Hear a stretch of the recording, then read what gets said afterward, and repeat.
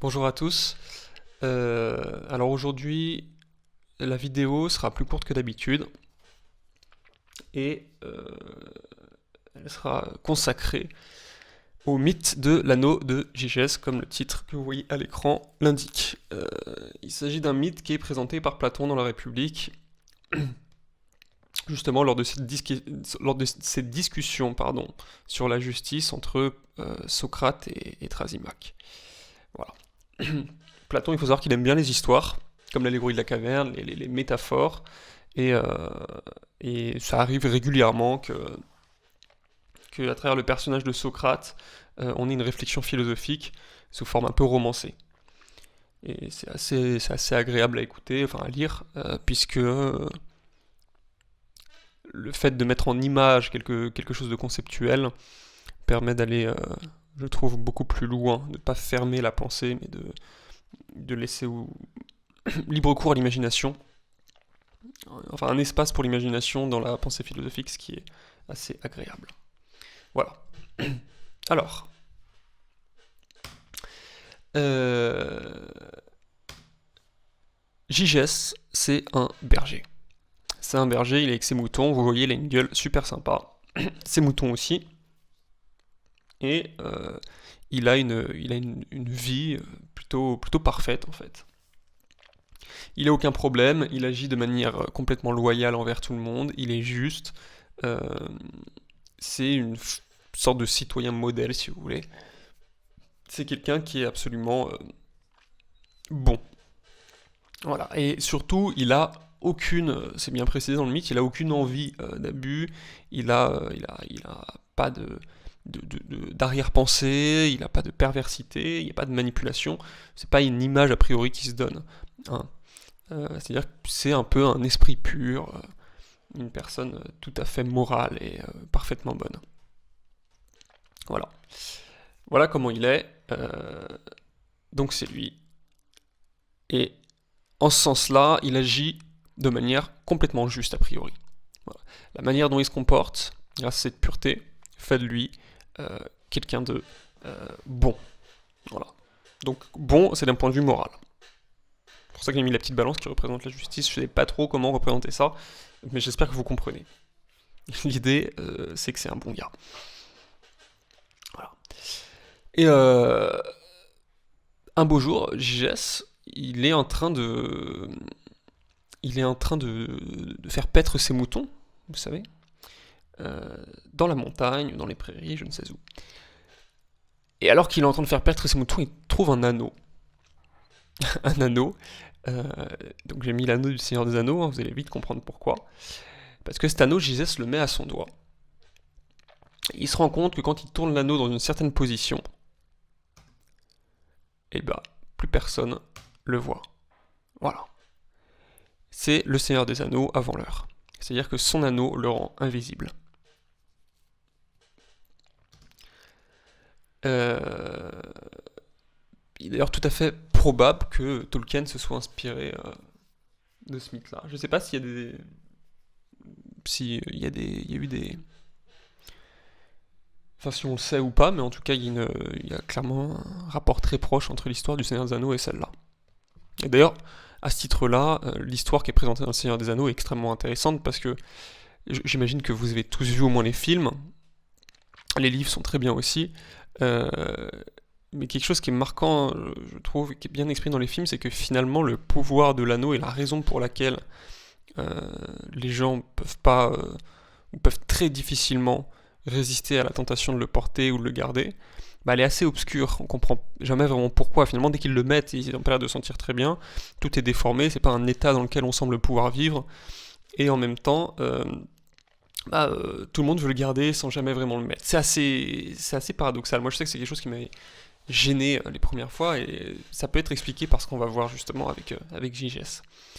Et à partir du moment où ce berger qui était auparavant euh, tout à fait bon, à partir du moment où il découvre cet anneau, eh ben, il va commencer à lâcher la bride de ses désirs.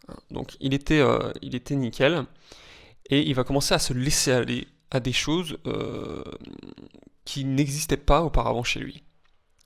la possibilité tout d'un coup de se rendre probablement impuni, d'agir sans qu'on sache que c'est lui, va commencer à changer complètement son comportement, à tel point que Gigès, alors je sais plus ce que le mythe présente exactement comme exemple, mais il finit par tuer le roi et épouser la reine. Voilà, donc c'est vraiment l'image de Gollum en fait. Gollum qui était un petit hobbit bien sympa dans Le Seigneur des Anneaux. Dès qu'il rencontre l'anneau, bon, il tue son frère, mais ensuite ça devient une espèce de monstre qui est plus guidé que par une seule envie, c'est d'avoir ce pouvoir-là, ce pouvoir d'être invisible, ce pouvoir d'échapper au regard des autres. Et finalement, paradoxalement, il y échappe plus du tout parce qu'il est devenu tellement hideux qu'au contraire, c'est un personnage qu'on ne peut que remarquer. Il a des yeux énormes qui brillent dans l'obscurité, enfin bref, il est dégueulasse quoi. Voilà, l'histoire c'est juste ça. C'est-à-dire que c'est l'histoire de ce berger qui était très juste, qui trouve un anneau qui rend invisible. À partir du moment où il a ce pouvoir-là entre ses mains, il devient mauvais. Il commence à faire des actes injustes et son esprit se pervertit en quelque sorte. La question qui est soulevée... Gigès devient mauvais. La question qui est soulevée par un tel mythe, il y en a plusieurs, mais celle qui nous intéresse, nous, là, maintenant, c'est pourquoi est-ce qu'on est attaché à des règles morales? Qu'est-ce qui fait, au fond, que la plupart d'entre nous, hein, quasiment tout le monde, les citoyens d'une cité, agissent moralement? Qu'est-ce qui fait ça? Qu'est-ce qui provoque ça? Et est-ce que c'est par intérêt? Parce que finalement, quand on regarde l'histoire de Gigès, on se demande si c'est pas comme ça qu'on agirait effectivement. Voilà. Et ça, c'est la question qu'il faut se poser. Qu'est-ce qu'on ferait dans le cas de Gigès? Je veux vraiment que vous posiez cette question pour essayer justement de rendre ce genre d'exercice plus concret. Essayez de vous poser la question, qu'est-ce que vous feriez si demain vous aviez le pouvoir d'être invisible? Est-ce que vous continueriez à agir justement, ou est-ce que finalement le fait de vous retrouver avec cette puissance qui vous rend presque invincible, est-ce que ça changerait pas complètement votre comportement? Et dans ces cas-là, quand Platon parle de ça, en fait, ça voudrait dire que, dans un sens, Thrasymach, il a raison lorsqu'il dit qu'on n'agit que par intérêt, et que la justice ne correspond qu'à ce qui devient juste, ce qui est, comment dire, décrété juste par les puissants. Donc finalement, à partir du moment où Gigès était juste un faible, qui subissait des lois, mais à partir du moment où c'est lui qui peut choisir le cours des événements, qui a maîtrisé son action, là ses désirs se révèlent complètement. Et donc c'est bien parce qu'il devient puissant qu'il devient mauvais, a priori. Et du coup, qu'est-ce qu'on ferait dans le cas de Gigès? Ce mythe, c'est justement l'occasion. Ça nous donne l'occasion de réfléchir à ce que l'on fait par routine, à ce que l'on fait par conformisme, et à ce que l'on fait, aux actes que l'on fait et qu'on prétend bons, mais qui sont en fait réalisés de cette manière-là, parce qu'on se cache derrière un masque, un vernis social. Mais que finalement, dans la réalité de notre intimité, on n'aurait pas agi comme ça. C'est pour ça que j'ai mis cette image de qu'est-ce qui se cache derrière le masque social. Ça, c'est quelque chose qui est... c'est une thématique aussi importante en psychanalyse, hein, le fait de retrouver ce qui se cache en nous. Jung a une belle, dans Dialectique du moi et de l'inconscient, il a une image qui représente ça un peu, pour essayer de faire comprendre ce que c'est que l'inconscient à ses yeux. Et il dit, tout le monde a justement un masque social, tout le monde a un vernis social.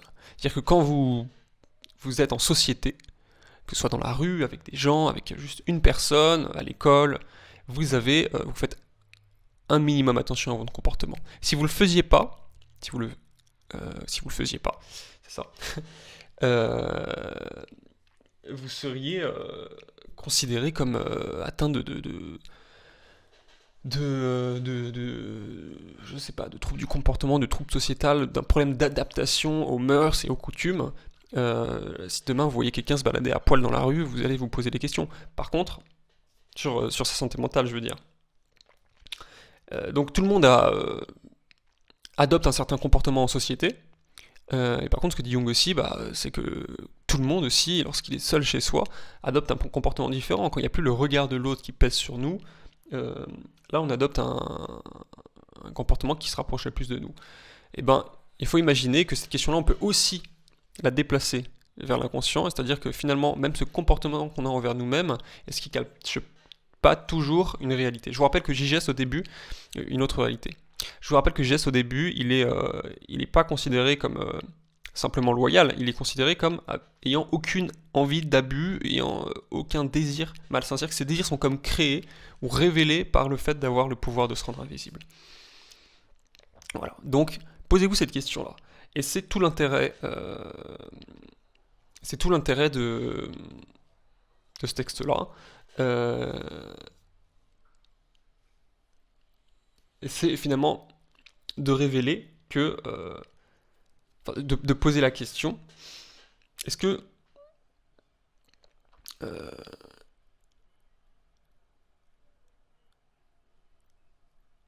Gigès, il n'était pas finalement invisible à lui-même avant de porter l'anneau. C'est-à-dire que l'anneau n'a pas créé quelque chose, il a révélé quelque chose qui était enfoui, caché. Il a révélé une véritable nature. Donc il a dévoilé une vérité. C'est comme ça qu'on peut le lire, à mon avis. Ça voudrait dire que finalement, Gigès, il ne devient pas invisible quand il met l'anneau. Au contraire, il devient visible quand il met l'anneau. Sa véritable nature se dévoile. Et c'était avant qu'il était invisible, aux yeux de la société, aux yeux de lui-même. Parce que il avait un comportement qui ne correspondait pas à sa véritable nature. Alors, un peu comme Gollum, qui finalement était un petit hobbit tout mignon, mais qui à partir du moment où il met l'anneau, se transforme radicalement, devient un être complètement dégoûtant, complètement infâme. Et voilà, c'est ça à mon avis la question qu'il faut se poser là-dessus. Alors évidemment, le propos, c'est pas de dire qu'il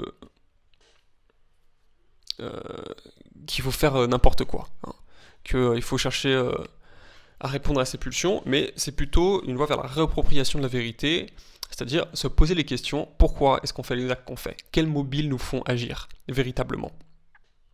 Et cette connaissance de nous-mêmes ne doit pas nous amener à essayer de faire des actes qui rentreraient en compétition avec les mœurs, les coutumes, les règles et les lois morales, mais simplement justement à prendre conscience de ce qui nous habite, des désirs profonds qui peuvent nous habiter sans pour autant y succomber. Et c'est vraiment ce genre d'histoire nous permet à mon avis, enfin l'intérêt pour moi, et j'aimerais que ce soit le même pour vous, ça serait d'essayer de vous faire prendre ce temps pour réfléchir dans ce genre de situation à pourquoi vous agissez comme vous agissez. Est-ce que vous agiriez de la même manière si demain vous étiez extrêmement puissant, si vous pouviez échapper à la justice des hommes? Comment vous feriez? Et c'est comme ça que l'homme doit évoluer, à mon avis. C'est pas en se pliant de manière illusoire à des règles, parce que ça n'éteindra jamais la vérité, mais c'est en faisant un travail d'introspection. Voilà.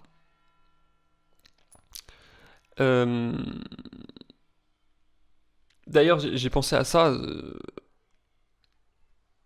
cette réflexion sur la justice et qui nous est présentée par l'anneau de Gigès, sur pourquoi on agit de manière juste, elle est vraiment intéressante, et il y a plusieurs exemples, même en médecine, qui nous ont montré que respecter les lois, ça dépendait parfois même de facteurs biologiques. Avoir un comportement moral, ça peut même dépendre de facteurs biologiques. Je pense à l'histoire d'un ouvrier aux États-Unis. C'est une histoire qui date, hein, c'est peut-être dans les années 70. À vérifier, vous la trouverez rapidement, c'est très connu. C'est un homme qui était complètement, comme JGS, complètement normal, complètement complètement bon, enfin c'était pas non plus un saint, mais quelqu'un d'assez normal, en tout cas sans problème moraux particuliers. Et donc c'est un ouvrier, et un jour, je sais plus exactement comment, mais il se fait transpercer le crâne par une barre en métal. Elle rentre dans son œil, elle ressort de l'autre côté, si vous voulez. A priori, c'est la mort. Sauf que lui, coup de chance, hallucinant, il ne meurt pas. La barre lui explose une partie du cerveau, mais pas tout, et bref, il survit. Il est opéré, et il survit très bien. Incroyable. Sauf qu'à partir du moment où ce type-là sort de l'hôpital et reprend sa vie normale, il n'a plus du tout le même comportement. C'est-à-dire qu'il devient tout d'un coup, il devient infâme, à tel point que sa femme et ses enfants sont obligés de le quitter, son comportement se dégrade complètement, il devient violent, agressif, etc. etc. Ce n'est plus la même personne. Ça a permis justement des réflexions en physiologie sur la géographie du cerveau. Alors, est-ce qu'il y aurait des zones dans le cerveau? C'est ce que ça peut laisser penser croire, en tout cas.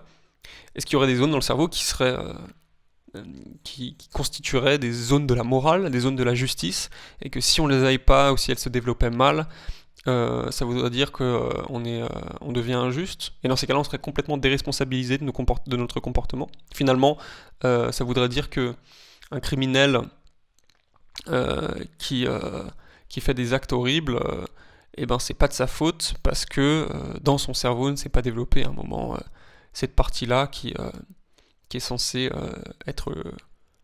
qui est censée nous donner le diapason du comportement moral.